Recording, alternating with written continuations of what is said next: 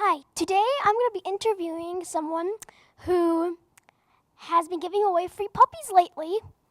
So basically, she owns a pet shop that is on North and Main, and it sells basically specifically lab puppies. So let's have an interview with her herself.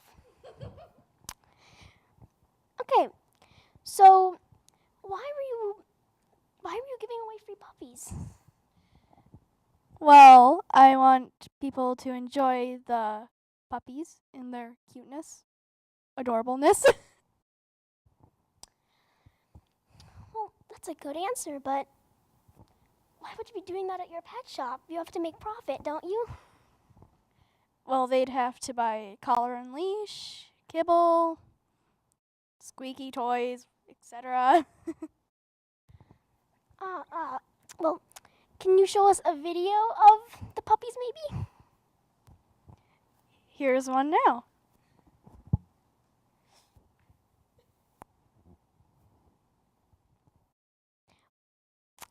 Isn't it cute?